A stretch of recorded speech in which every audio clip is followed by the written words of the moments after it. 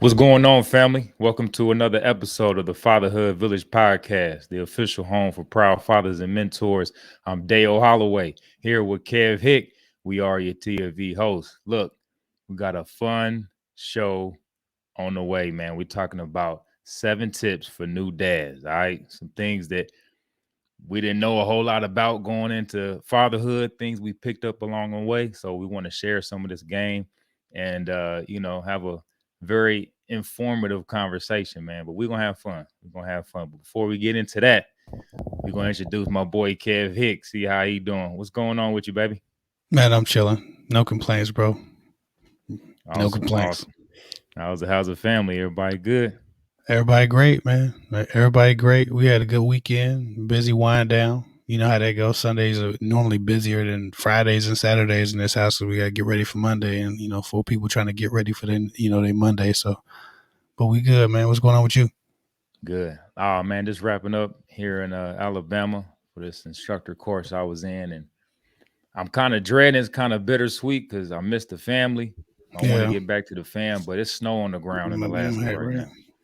Oh yeah, yeah. So It's Alaska. I got to give up this warm weather, man. It's 87 degrees tomorrow.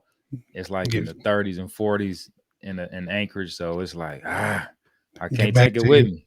Get back to your igloo. Get back to your Right. igloo. Well, yeah, man. So we're gonna get right into it. These 7 tips that we're gonna list are in no particular order. Just things that we kind of thought of and could be very, very useful for those that's listening. So share this content if you feel that a lot of new parents would appreciate it, which I'm sure they will. But let's start with this first one. Let's start with this first one. Being flexible. All right. So with this, we know as parents, man, things can get chaotic quick. And the child is like the center of everything right now. So everything revolves around the child. So things that we were previously engaged with before the birth, they get pushed off. You know what I'm saying? They might even fall all the way off, like different hobbies. I know us, kid, we're entrepreneurs, so things gotta, come to a screeching halt. You Yeah. gotta get real meticulous with your time. What were some things that you kind of either had to put to a side or like really reduce the time you spend on that? Like how that look on your end? I think it was an adjustment for me to be less productive or in less productive in ways that I equate productivity, right? Obviously, the man of the house, father, the provider. I'm supposed to make sure that I'm always producing a fruit for our family, right? And Hmm. sometimes, when you first have kids, the transition from not having anyone else to answer to besides your wife or worry about besides your wife or your spouse, your partner, your girlfriend, your life partner, or whatever. That's a transition that can be hard to make if you've really maximized your earning potential with that extra time and with the lack of consideration that you need to take for everything else, right? But when you have a child, it's very difficult to adjust your productivity, and even the way you produce income for your family while also being a helpmate for your partner and being an active participant in the safety and the provisions and the feeding and the caring for and the nurturing and the supporting of that child. So, you have to start to prioritize, financial production versus just being a support system for that child. And a lot of times men mess that up, and it ends up messing up the relationship or causing difficulties because they don't know how to do anything but work, right? But they have Yeah. to learn how to support, they have to learn how to nurture. So to be flexible enough to understand that those things will have to happen, those evolutions will have to happen. Prepare yourself mentally and emotionally to either change your work schedule, to be a little bit more self sacrificial, to not be as rigid in what you believe is the right way, because the right way will change as your life changes.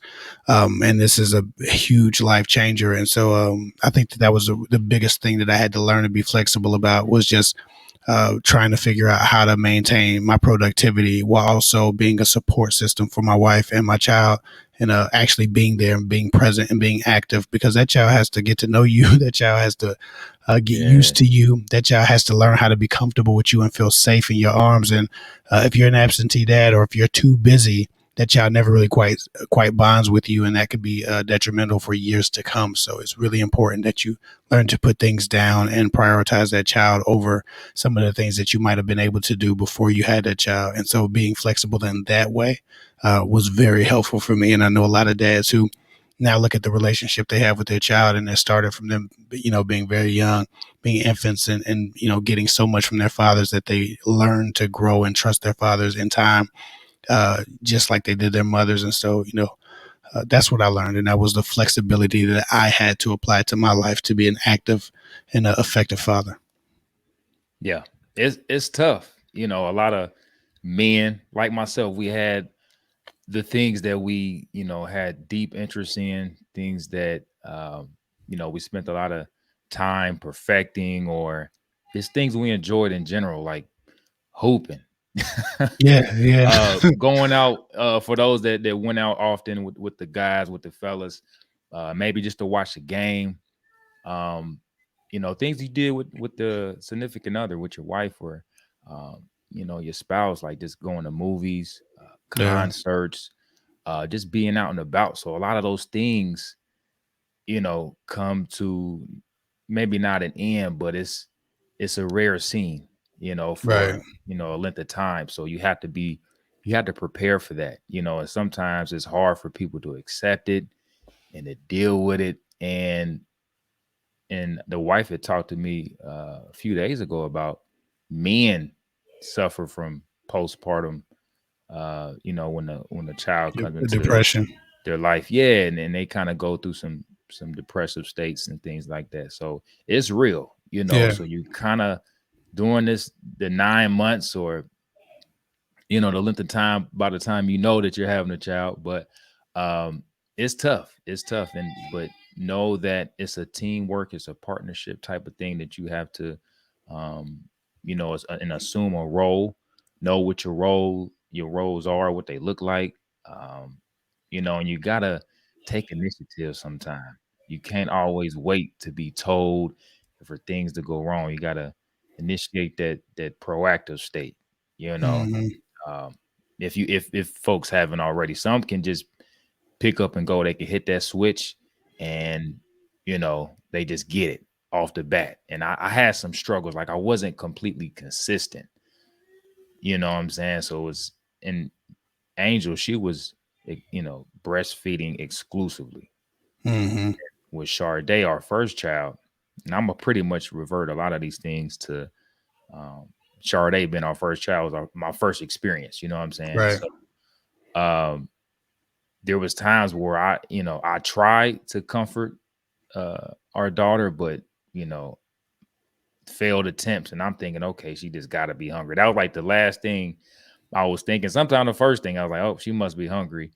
And I'm giving her right back to my wife. But a lot of times, I'm not gonna lie, I'm like, man, I'm trying to finish something over here, or I'm Hmm. on the phone or something. I wasn't willing to let go of, Yeah. and like I said, it was times I was selfish. I'm not gonna lie. And that's not helpful for the family as a whole, because my wife, she's very selfless. um and it was times that I took advantage of that, and it wasn't because I was trying to make things difficult. It was like, because I'm set on things, trying to complete them, start and Right. finish. I'm trying to do that, and I'm not trying to take a break. I'm not trying to get to a stopping point. I'm like, but let me just get this over, and Right. then you got me.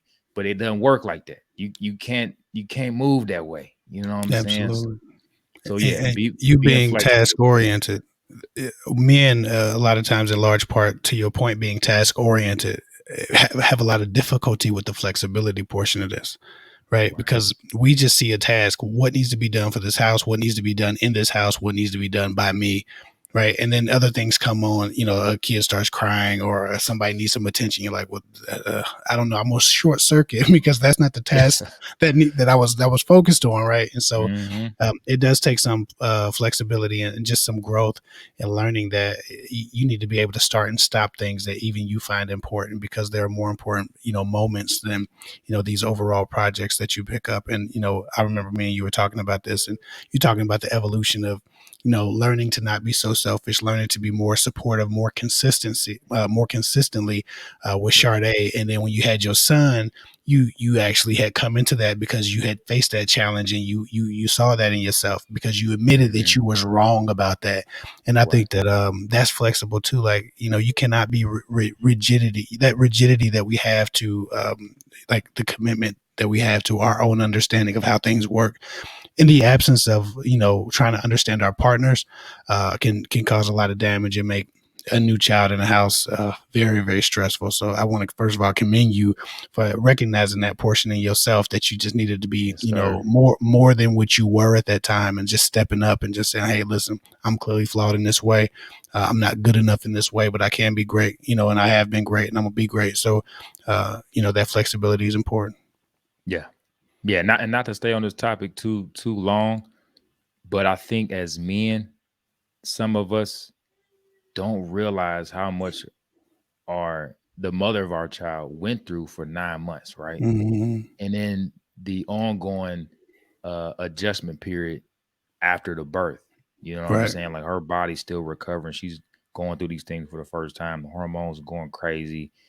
A lot of women are very sensitive and um, about their bodies. And it's just a lot they're going through emotionally. Yeah. You know what I'm saying? So sometimes we may be absent-minded of that, and we think because we feel that things are cool for us, like, okay, well, she's probably cool that it's over. It's not Yeah. over. You just at a different stage. You know what I'm saying? So Yeah. just being cognizant of like, oh, bro, like you'll never feel and understand what she's going through. So just be receptive to a lot of things and just take initiative. Do things that maybe you haven't done before, but it'll benefit her. You know Absolutely. what I'm saying? Like, hey, if you're not in the feet massaging, you got to get started. You know what I'm saying? If you're not in the back rubs and stuff like that, because she needs that attention. I mean, where else is Yeah. she gonna get it? Right. You know what I'm saying? So just be there for her, listen, be observant. You know what I'm Hmm. saying? Be watchful. It was times that uh, I think right before the birth, she would lose, balance in the shower. You know what I'm saying? She would stumble. She would fail one time. I don't remember. I think it was a time I wasn't even home. But just knowing like, okay, I need to make sure X, Y, and Z is in order if I'm gone. You know what I'm saying? I gotta make sure, you know what I'm saying, everything is just safe with me Hmm. being away. You know what I'm saying? So, Absolutely. but yeah, this being flexible, man. But next, we're gonna talk about comforting your child. All right. So one thing about comforting, we know that obviously this is the first time we're dealing with a newborn. My daughter, I think my son was worse, but my daughter, she would, cry and cry and cry, right? That's baby stuff, right? Baby's gonna do that. Hmm. They haven't learned the language yet. They're not gonna speak and communicate well what they feel and what they're going through. So just trying to go through that troubleshooting stage, like, all right, so I got clothes on her. Okay. Did she shit her pants? No. Did she pee? All right, Yeah. cool. Is it too hot? Is it too cold? And I got her on the wrong shoulder. I'm supposed to hold her. You know what I'm saying? So getting used Hmm. to positioning yourself, your posture, you know what I'm saying? This know what she likes to, stuff like that. What have you, witnessed or experienced that you had to like, man, this is difficult. Just getting little man together. Like, how do I find the right way? I think that was a part that came quite easily to me. Like that was up my natural alley. I'm already super affectionate. Like as a father, I'm obviously you know I can be uh, challenging, right? But Mhm. I always remember to be as affectionate as I am challenging, right? As hard as I am soft, like there's a balance that I'm always making sure I strike. And so when my son was born, obviously there's no balance. You do what baby wants. Hmm. So that came easy to me because I already operate in those extremes to a degree. Um, so what I did, like I remember I let my wife sleep as soon as she had him. That first night, that was my night. Like I Yeah. was all on top of that, and I think the first 2 days in the hospital, it's like, nah, I got it. You do your thing. I'm just going. I take care of it because I wanted Good. to make sure that I established very quickly that I was somebody who can comfort him, calm him down, make him feel safe. It was important to me that I was able to make him feel safe, right? And how I equate that is just always being the answer to a baby's problem, or knowing the answers, or being his answer, right? When he's afraid, or when he's nervous, or when he's fearful, you can't, if you pass them to me, because I've watched this a lot. Like some daughters or sons, they get passed to their dad and they're like, what the hell did you just give me to him for? Like that, Hmm. like you can almost see Yeah. the disappointment in that kid's in the kid's eyes. Like, why are you picking me up? Where's mommy? Right? Because we, like you said, we allow our wives to do a little bit too much for themselves and for their child, because it's out of our natural, it's out of our natural skill set.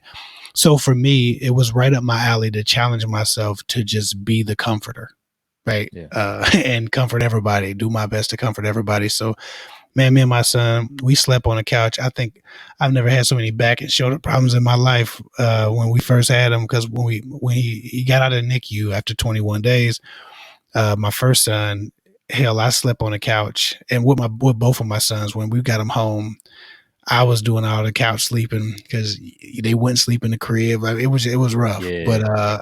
I know that my sons got used to sleeping on my chest just as much as they got used to sleeping on mine. I fed my sons as much as my wife fed them. Now they drank breast milk exclusively, but they didn't breastfeed. Neither one of them cared to latch on, but my Hmm. wife still pumped for 6 months for both of them. Wow. So I think like 8 months, 8 or 9 months for Noah, and then like 6 months for Riley.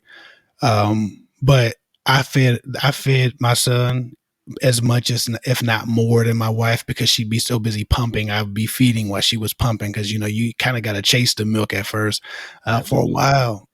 So, uh, I mean, he got everything he needed from me, as well as her. Like, we just took turns. We both did 50-50. And I think if a man just jumps in and dives in, feet first, being an equal source of comfort, equal source of resources, food, safety, that child learns to trust that father. And I think that in the long run, it creates a much stronger bond than if you just watch mommy do everything. Right. Right. And another thing that that irks me is when I see, it can be anybody, but young fathers obviously not being taught how to properly hold a child. So they hold the baby, the whole neck and head is just, you feel me? And I'm like, oh no. I had to get on my little cousin, like, cuz, watch his neck, man. You got the whole, and the baby kind of just like, I guess this is what we doing, you know. So uh Yeah, they so be. yeah, so fellas, get some game on how to properly secure the head and neck, man. If you don't do nothing else right, you know what I'm saying, get the head and neck propped up. You know what I'm saying? They need that lumbar support right up in here, you know. Yeah, man. So yeah, comfort your child, man. And like I said, be comfortable within yourself. Like I said, just you know, you and your child are getting used to each other. You know what I'm saying? So take heed to that. This is your child, man. Nobody is gonna comfort and love your child as much as you will. So take it Hmm. serious. Take it very serious. Yeah. Um, so yeah, let's skip to number three. Tip number three is prep for the road. So obviously you're gonna step out, whether it be to a store, to another person's home, wherever you're going. You got to make sure this bag is A1. So you pretty much gotta have redundancies and backups for everything. Keep stuff in the car, keep stuff in the trunk. You need a bag. Your woman, she needs a bag. Because you just never know. Um, have you ever left the house, whether it just been you and your son, and you just completely forgot about something? You like, oh shit, I forgot the damn diaper. Man, listen. Yeah, dead ass, bro. Today I took my 7-year-old son. Today I took my 7-year-old son to swim class. No swim we trunks. nah, he got the swim trunks. He got his swim trunks, he got his slides, he got his swim shirt, he got his clothes to get changed in. Man, we forgot to get his drawers. He had to come No. he just today he had the commando back to the house to come back and No. put some drawers on. We packed look, we done packed socks, extra shoes, we done packed Everything everything. else. So, that's one of those I mean, yeah. So that's one of those things where and I told him like, well, you forgot your drawers, buddy. Right, you gonna have We to. damn sure gonna deflect that. You gotta be more thoughtful. You know what I'm Right, saying? But right. I, that's one of the things that I always have difficulty with is I am not like people think I am not thoughtful. Like that is not. I am task oriented. Task oriented. That's what I am. And because I'm not so thoughtful, my wife normally does all the packing. Hell, even when I have to go to like every once in a while, we'll take turns because we don't always have a babysitter, so we need to get out and decompress for a weekend and go to a hotel room and just be with our thoughts, do what we want to do, read a book or whatever, and we'll take turns because we can't get away together most of the time. Because like I said, we got a special needs son, and he ain't going for that. Y'all going on, y'all leaving for a couple of days. Shit, that ain't how it work. So we don't go together. We gotta do our thing. Separate, but even if I'm leaving on a road trip, my wife is probably better packing my shit than I am because I'm gonna forget something. Uh, Right. just because unless I have a list and she creates the list, I'm going to forget something. So when we prep for the road, that was one place because I was so helpful in other areas that my wife was able to be like, "You do enough. I got this." Right. And I think Yeah. to this day, like when we leave the house, my wife thinks of everything, and I was like, "Hey, man, shit, we messed up. We got this." She was like, "Yeah, I packed it." Like, oh, Yeah. Right. thank God, Right. because I ain't thinking that shit at all until right now in this emergency when we need it. So if you've done your job, as a co-parent or as a parent, and as a partner to your spouse, man, these are the areas that I found that I can relax in, but some people aren't doing enough in other areas, and some people are more thoughtful. Some men are more thoughtful. So that's one of those things that you can really defer that to the person who's more thoughtful by nature. But definitely help out. But man, packing for the road, if it's left to me, man, trust me, there are a million stories about some drawers being missing or something ain't there, and damn, we forgot that, like like all the time with Hmm. me. So I leave that to my wife, and she makes sure we straight on that. So I can't even talk. I can't tell you to be a great packer because I ain't the great packer. We forgot my son's drawers just today, so Mm. that's where we at with that. 7 years later, still trying to tweak everything just right. Yeah, yeah. Well, because what you But pack yeah, changes and their needs change, so. yeah, yeah. Like I said, we all falter sometime. You know what I mean? But some people, they may even create a list, which I advise, especially starting off. Sometimes you're like, okay, I need to know what it looks like, where it goes, how to use it. Um, and another thing outside of having bags and materials, equipment, all that stuff, make sure your car seat is A1. Do your Oh yeah, research on your car seat yeah, game, know how to install it. Um, forward facing, rear facing stuff, know the weights requirements, the age, all that stuff. Make sure you fine tune with that stuff. yeah. They They have can, classes at some schools and yeah. uh, hospitals and things like Most that. They, hospitals will give you a class, a car seat class. Most children's hospitals, any children's hospital, you can find a car seat class for new parents. In fact, they won't even let you leave children's, I think, until they confirm that you have a car seat and you know how to install it. Like they won't even let you leave children's if you go to NICU or you have a baby. Nursing staff are coming down there to make sure that their child is going to be secure in that car seat. So I really appreciated that with them. I already had it together, but that was a nice touch because there's a lot of people who don't know, and I see a lot of kids strapped onto booster seats and shit. Right. And At while there's like a 2 years old. Like, yeah, and while there's a booster seat industry, it's not secure. Like mm-mm.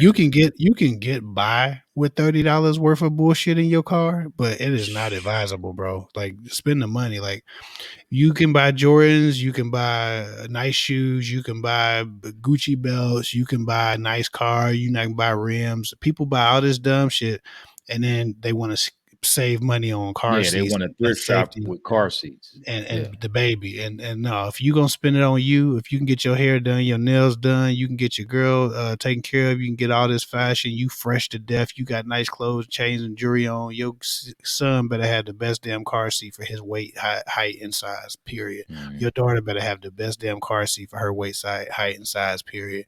Yeah. And that's just where we come in, man. And I feel like we've always gone above and beyond whatever the standard was for a child, of my son's weight. But that's something that you definitely want to do because even if you're a safe driver, you can't trust these other drivers, man. And you got to give your No, child a sir. chance to survive anything. And man, vehicle accidents are killing adults every day. You do Yeah, not want to have no cheap ass car seat, So yeah. absolutely. And something that the wife had got was like a secondary rear mirror that she could actually view at any time at a quick glance Hmm. our child. You know what I'm saying? And that's especially important. Say you forget to buckle your child up. You know what I'm saying? Because it was times that we pulled off. Oh damn, we didn't even. You know what I'm saying? So just Hmm. having that extra mirror, you know what Yeah. I'm saying, to just see it at a quick glance. If the head is the baby head be, you know what I mean, on when they doze off and all that. But then most importantly, make sure they strapped in correctly. You Yeah. know, um, so yeah, man, that's important. A lot of us kind of gloss over that, or you know You what try I'm to save saying. money. Yeah, so So ain't that's no that's money there. vital. That's vital, man. So yeah, get your car seat game together. But moving on, tip number 4: things will get messy. All right, so know that going in. Okay, your child has no concept of keeping things neat, no concept of leaving things the way they found them. None of that. All right. So we're talking about changing diapers. We talking about the kid throwing up on you. And don't be in your fresh stuff. Like don't even wear that for a long time. Cause if you anal about certain things, Yeah. just leave that in the back of the closet. You know what I'm saying? Your new J's, your new sneakers, whatever you value that you don't want people scuffing, you don't want things missing. You know what I'm saying? Like just lock it up, something. Cause you're gonna find yourself pissed off for the wrong reason. We talking about a baby, you know what I'm saying? So what are some stories you have, Kev, about things just getting super messy?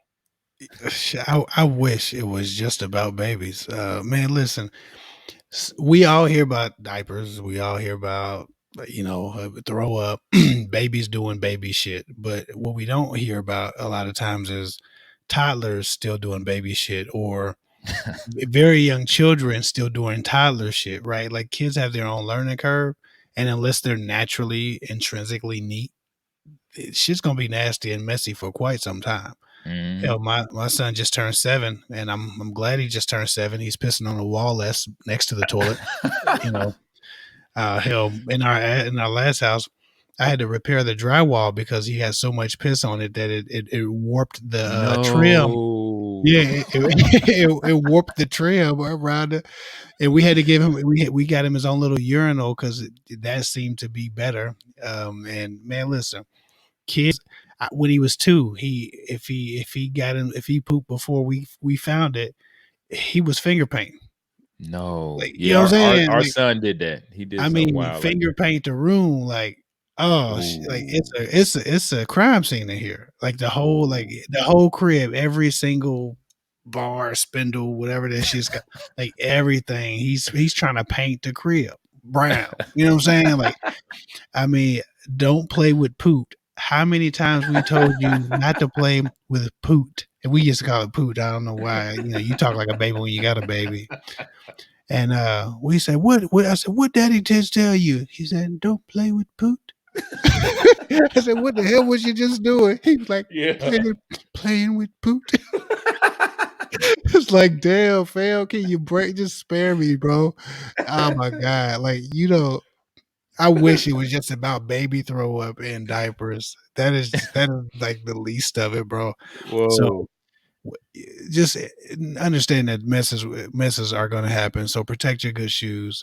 Don't wear your $300 shoes around a 4-year-old, 3-year-old, 2-year-old, or a baby that just drunk milk and has a weak stomach. I've made all the mistakes. Put a brand new shirt on, put my son on my shoulder, and he vomits down my brand new shirt, and the stain just doesn't come out. It just Whoa. sticks there. Body Yeah. fluid is actually one of the hardest things to get out of clothing if it sits. Um, so yeah, the shit gets messy, and it stays messy for quite some time. And so just operate from a place of patience and understanding that these children have not been here before. As much as we like to think that they should know better, kids don't know shit. Yeah. And what they do know, you teach them. So Hmm. you teach them, how to operate from a place of patience by being patient. You teach them how to, move and navigate through disappointment by you moving and navigating correctly and appropriately through the disappointments that happen with them and around them. You teach them hygiene by them observing your hygiene. It takes them a while to pick up your hygiene, but eventually they will. So just prepare yourself to be patient. Yeah. Yeah. And we'll hit on that a little bit more later on in the segment. But yeah, messiness. It's gonna be tough, especially for those that got the OCD thing going on. I'm like that. I like things orderly, structured, neat. You know what I'm saying? So that took a while. It was a learning curve for me. I just cleaned the floor. I just vacuumed. Mhm. We just did this. We just did Crazy that. eyes. Hey, you I got the get, crazy eyes. I know, right? Yeah. Getting peed on, all that. They peeing Mhm. on stuff in the room, like you said. You got shat everywhere. You know what I'm saying? Finger So paints. yeah, it's tough. You're trying to keep your crib together. Your car get messed up. They Bro. throwing stuff. They throwing their food. They dropping food. It's gonna get hectic. So just expect it. Don't, like I said, you gotta know what's coming. Keep Mhm. your keep some, handy cleaning materials, on deck. Um, try to avoid some things, maybe prevent some things, but it's gonna happen. Yeah. You know, you just gonna have to, hold that L for a little while. So For a while, for quite some time.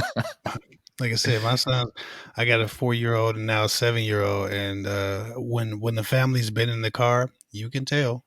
yeah. And so every day I have to drive next to the dumpster and clean out from the day before when the family had a night out or a ride on the town. So, bro, it's one of those things where you have to be willing to just be flexible, like we was talking about, and Hmm. prepare yourself for the messy season. And it's a phase in life. It's not just like a season or when they're one. No, it's a phase. It's like 1 through 7, 8. Right. Easy. Until they decide what their nature is or what they learn from you, right? So, Hmm. And they're gonna, like I said, they're gonna be babies, especially when you go out to a restaurant or someone else's home.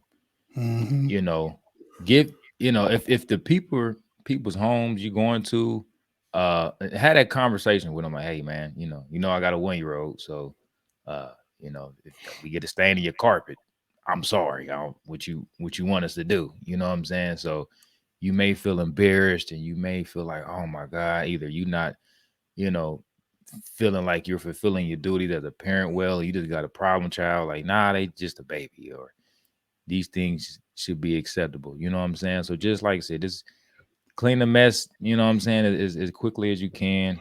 Um, be watchful for it. You know what I'm saying? So it's that's, it's you also know, it important. is what it is.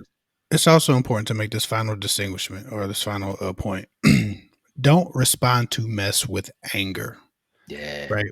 The last thing you want to teach your child is that the things they do piss you off when the only sense of security they have is you, Yeah. right? Um, I know when I was a very small child and I used to wet the bed, I would be so pissed off at myself, was Hmm. mad at me. I was like, how dare I? What this is baby stuff. I'm Yeah. 4. Like I would really be pissed at myself. And I would wake up and my mom would, she'd wake up and she'd be like, don't worry, it's all good. Out of a dead sleep, 3 in the morning. And Mm. we would change the sheets together and she would say nice things. She was just so sweet.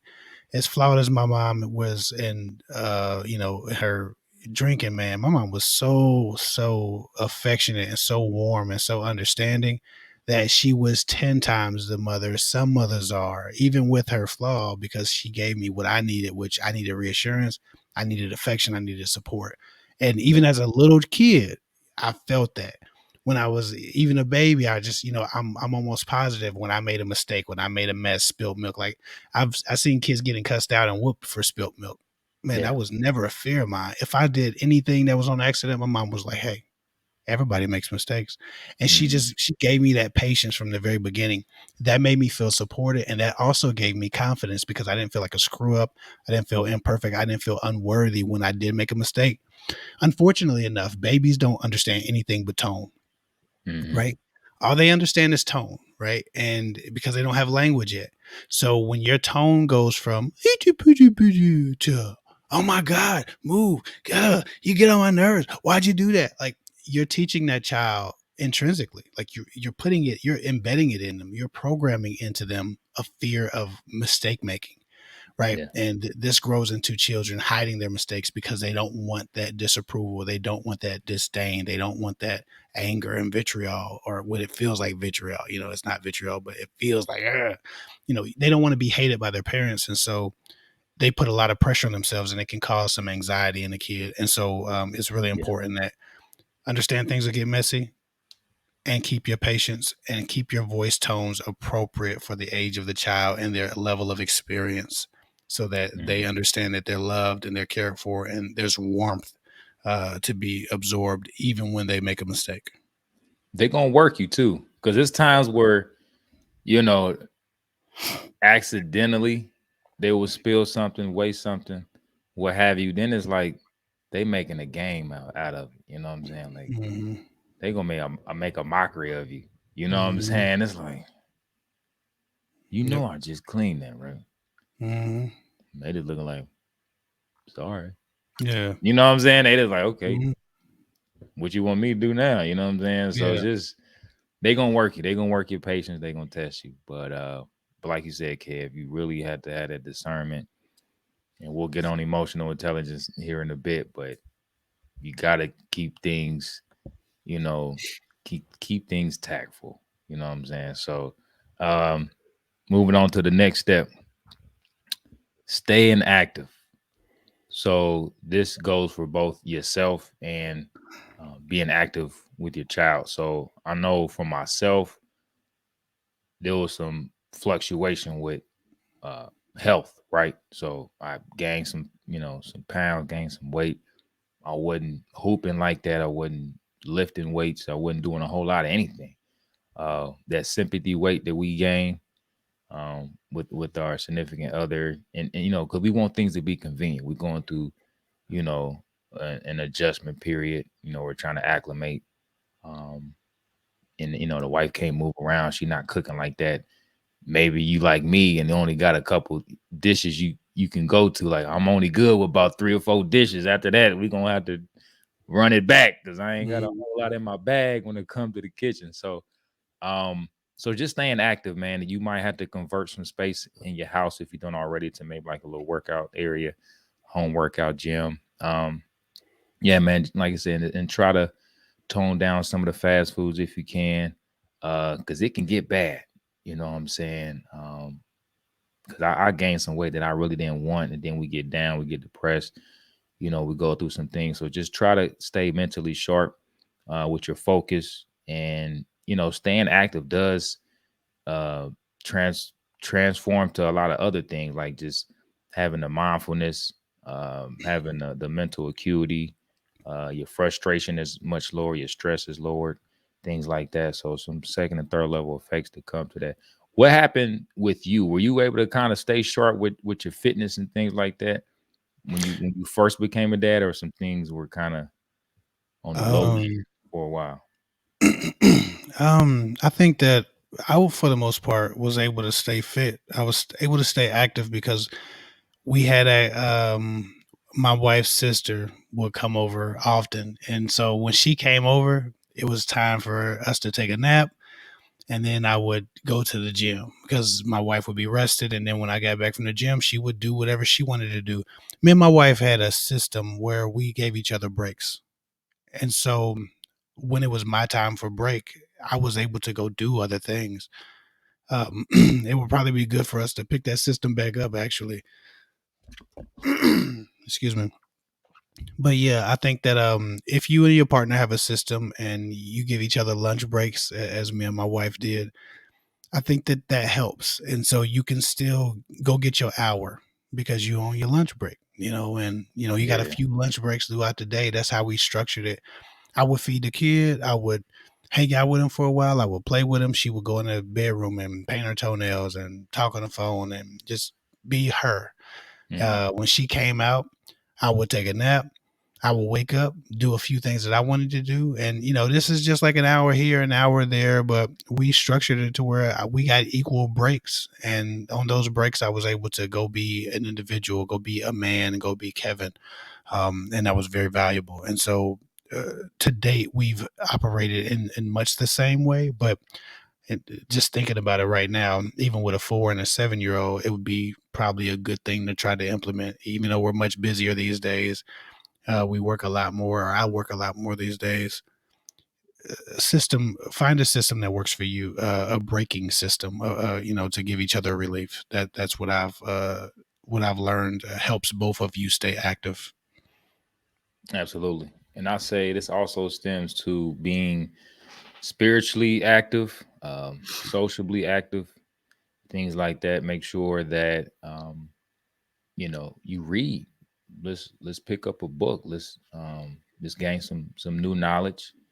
As a parent, as a father, long as you're getting some good sound advice, some good self-development tips, things like that, you can't there's no such thing as too much. You got to have that in abundance, because as a father, I believe in being pretty much a jack of all trades, a master of none.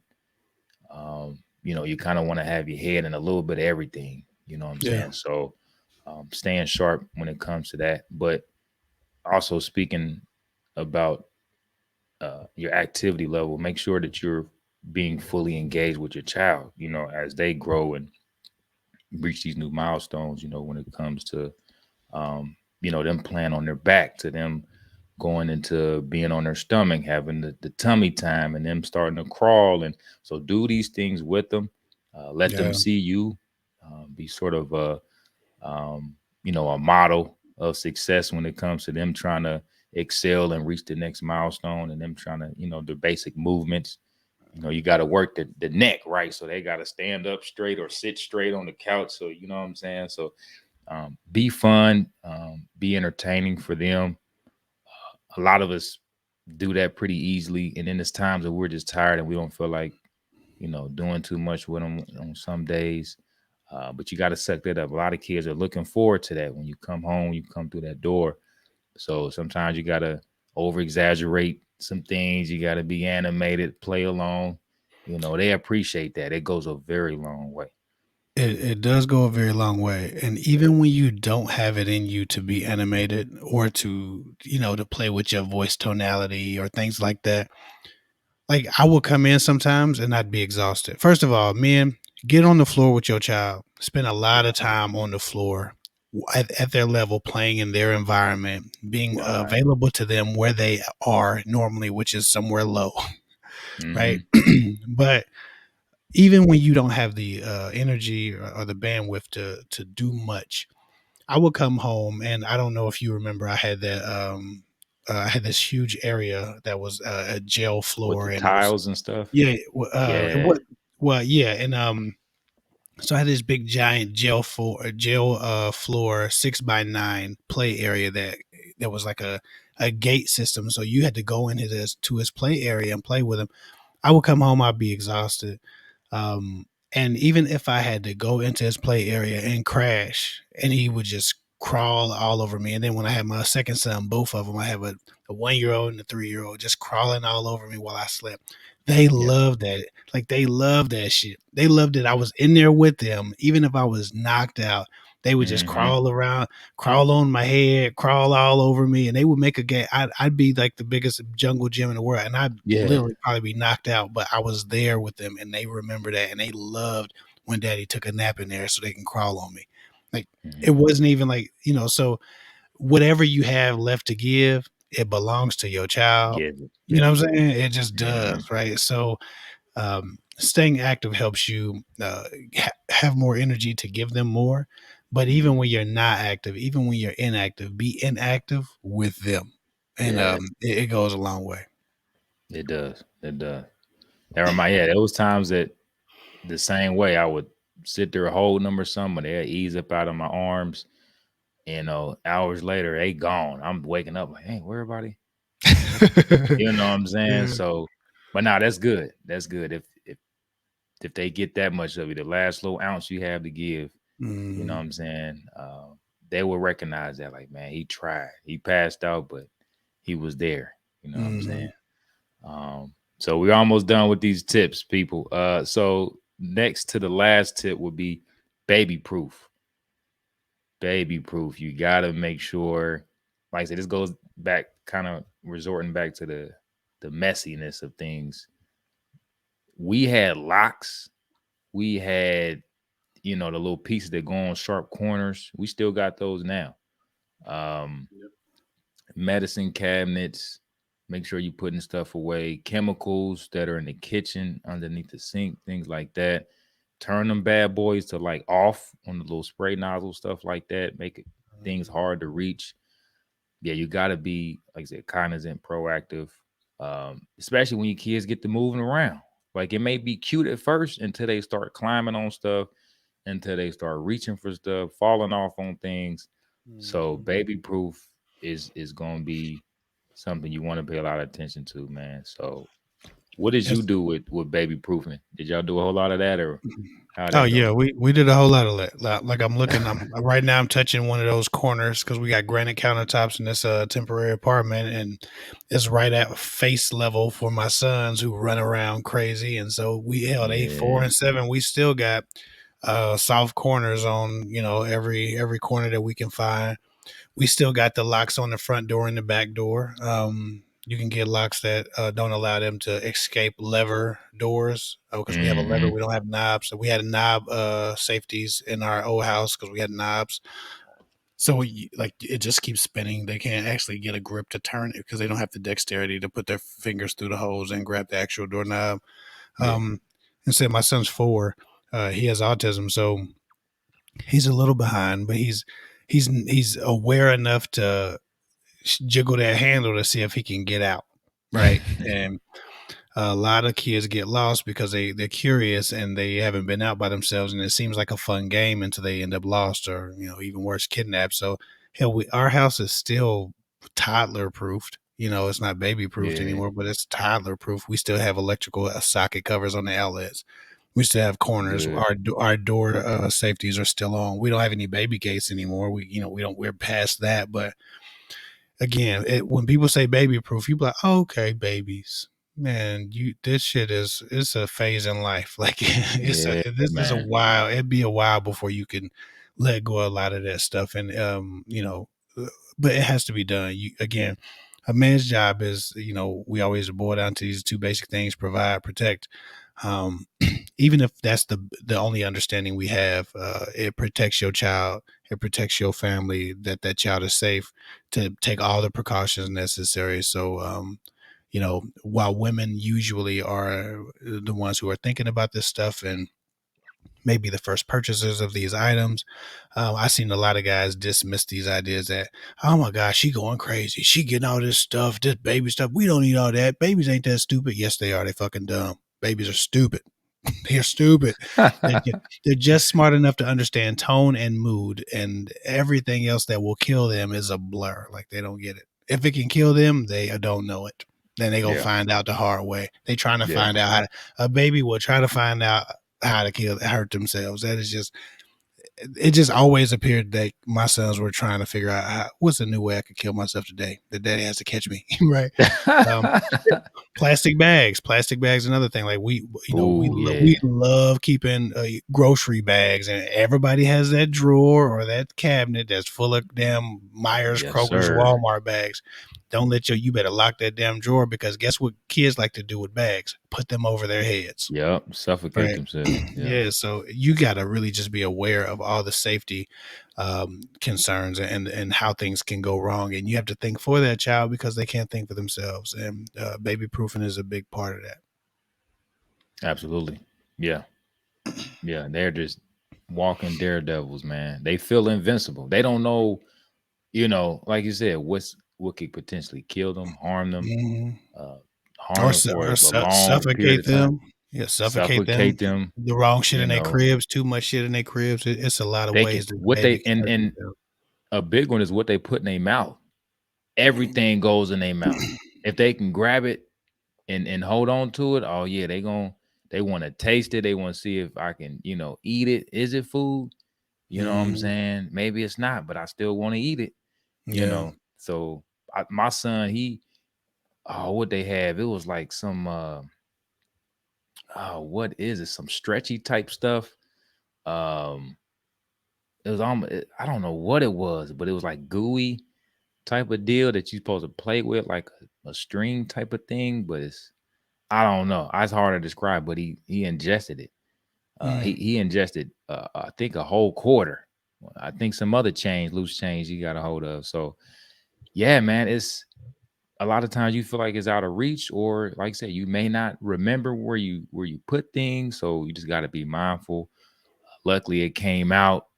They did some X-rays on him. He was good, but it's gonna scare you. You know what I'm saying? So um, just keep that in mind. Make sure you're having that discourse with your significant other about, hey, make sure we put our loose change up here. We put it away. Just have a system, and Mhm. stick to it as close as you can. Like I said, the baby gate stuff, the doorknob things. Um, it gets crazy. They're gonna put things in fans, in vents. You know what I'm Up they saying? nose, up they They nose. gonna up. They know they gonna Yeah. eat dog food if you got a dog, cat litter, everything. Everything you think they can go wrong is probably gonna happen. At least once. So be prepared. You know what I'm saying? Baby proof stuff. Be aware of that. And to wrap things up, uh, chill, chill. I gotta remind myself to just chill, relax, slow down, brother. And then we kind of touched on this before. Like you have a knee jerk reaction, and you know what I'm saying? They Mhm. just set something off, and you just blow up. And it may not even be that big of a deal, but it's like it's the end of the day. You had a rough day at work or something else. It's compounding, and you just explode. You Yeah. know what I mean? They could have just left a crayon on the couch, and you just lost it. You know what I'm saying? Yeah. So chill, take a step back, relax. Don't even have a immediate response. Just kind of just embrace it for a second. Mhm. Just look at the Yeah. shit on the wall and just that shit on the wall. Yeah. Okay. Okay. All right. What do we have to claim? Like, just think of a solution first before you even react. Yeah. Just say, okay, how we gonna get this together? You You know what I know, mean? it's good to really like the delayed response is probably one of the best ways to ensure that you're not creating damage or trauma in the way that you respond. Chill for me is just like anger management, proper anger and mood management for that child to feel safe and like stable in the environment to be stable.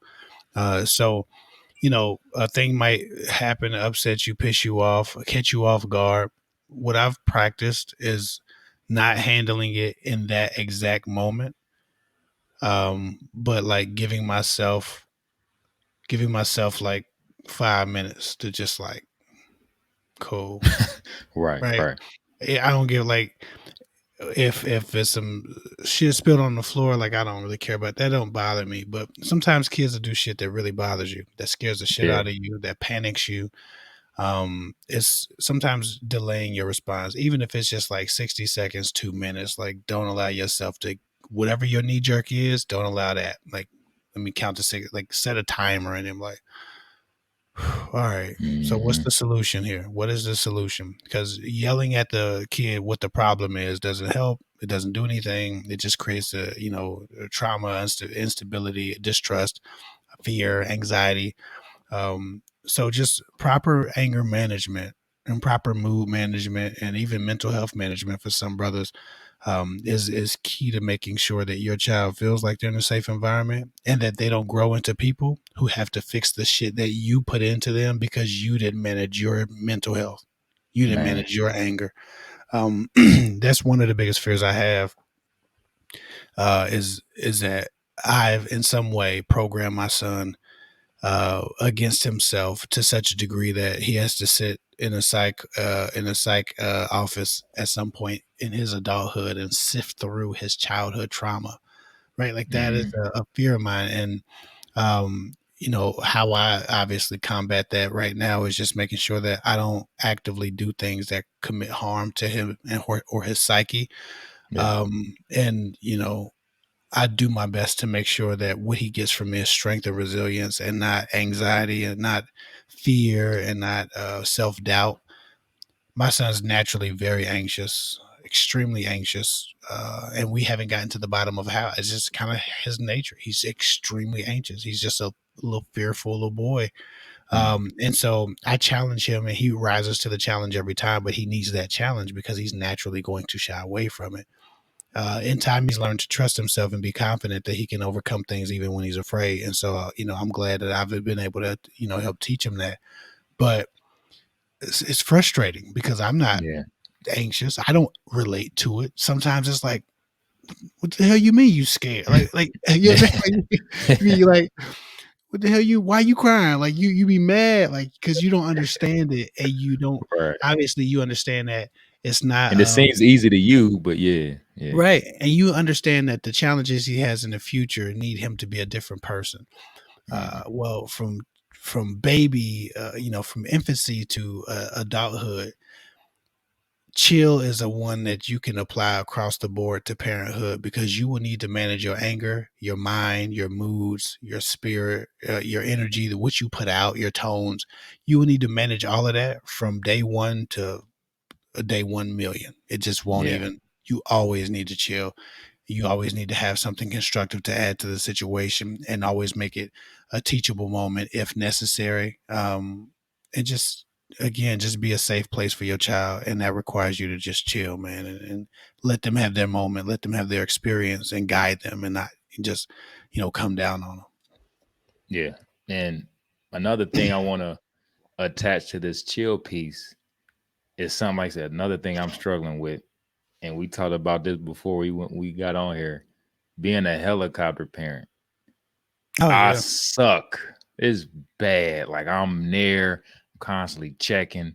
I'm spying on them, looking over the railing, the banister, the peeking in they room. Like, Hmm. well, you done Yeah. fucked up now. What you? Let me catch you in here doing something. You ain't supposed to be.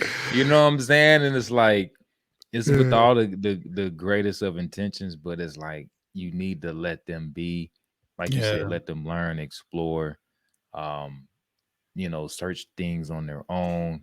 Just be a kid. Um, Make and their like I said, mistakes. it's yeah, let them make mistakes, let them fall sometime, let them swing off and hit themselves. And like I said, like you gotta gauge obviously the level of um Danger. the danger. Yeah. But some things you just gotta let them, because that's the only way they're gonna really learn and understand. Okay, Yeah. damn, the stove is really hot. The Well, stove hot. water's hot. Daddy wasn't lying. He said it was hot. Well, Hmm. then they start to really trust you. At least some kids. Some like, nah, I'm gonna test it anyway. My Hmm. daughter, like girls, or at least I'm gonna just use my daughter for instance. They're liable to make a mistake once and just know, like, oh, okay, well, daddy just said that he said that, and I messed it up. So I'm gonna just listen to daddy next time. I can Yeah. lose a finger. You know what I'm saying? Um, so yeah, I mean, obviously you gotta try to establish some ground rules. A big one of mine is nobody in the kitchen. Stay out the kitchen. You know what I'm saying? Get up out the way. You ain't got no business in here. I'm gonna give you what you need. Just request what you want. You might get approved, might be denied, whatever. Stay out of here. We got Talk to hot management. things. Yeah, right. We got Yeah. hot things in here. We got heavy things. We got Yeah. things we ain't supposed to Sharp be climbing things. on. Sharp things. Yeah. Like I said, things that can fall on you. You trying to get in the kitchen and cabinets and climbing. It's just too much chaos. Too many things go wrong. So that's like where like the biggest thing is. Like just stay out of the kitchen. Everything else, we'll assess that as it happens. But just stay out the kitchen. But like I said, just chill. You gotta be reserved to some things and it's gonna hurt. It's gonna hurt you to not respond right away. Hmm. You gonna fuck your kid up and not by not even saying that. They gonna be like, damn, he not even. Oh, I'm in Hmm. big trouble. He ain't even speaking. He ain't Hmm. even. Oh, what's that one meme off the wire? He like, oh, Oh yeah. oh. Yeah. So they gonna feel like it's worse than what it is. But like I said, I've been guilty of just spatting off and just later realizing like, damn, I wasn't even that serious. Like, what was I tripping for? And I had Hmm. to go back and apologize and say, my fault, Hmm. Charlie. I didn't. Daddy was messed up. That's on me. Okay, so let's Yeah. let's talk about some rules. Let's talk about what we can do better next time. And daddy gonna work on it. Okay, so Hmm. but yeah, man, these tips I think are very helpful. Uh, and we can all be reminded of these tips. And like you said, at any stage in life, you can pretty much correlate them to any stage. So before we jump out of here, any last words you wanna leave for our folks? Man, just for the new dads that might be listening, listen, man, fatherhood has to be intentional. You just ain't no father because you had a kid. Like that don't make you a father, man. The effort, the focus, the dedication, the diligence that you put in every day, that's what makes you a father. Having balls and that ain't helping that kid. A lot of guys running around here with balls. A lot of guys running around here that get women pregnant. But getting women pregnant don't make you no father, right? Again, your Hmm. dedication to what you produce, your dedication to your child, your seed, your fruit, that's what makes you a father. And you have to be intentional. Being a great father, it has to come with intention and focus. You're not going to be great just showing up, doing nothing, trying to be Right. nothing special, thinking that you are already special. You got to check yourself. You got to be introspective, and you got to be willing to do the work. And so, good luck to you, new dads. Love and respect to you. These 7 tips and hour and 2 minutes of content might be helpful to you to at least shape the ideas and the framework to how you might want to approach these things, or at least know what you need to be ready to approach. So, good luck, man. Absolutely. Absolutely. This was a good one. This was a fun one, man. I got some good laughs out of this one. You know, just imagine the things that your sons, got you doing around the house, man. So I got a kick out of it. But yeah, everyone, thanks for supporting. Thanks for showing love. Please continue to like our content, share it, subscribe, especially if this is your first time viewing our channel. Subscribe. Let folks know, comment below what you think about the tips.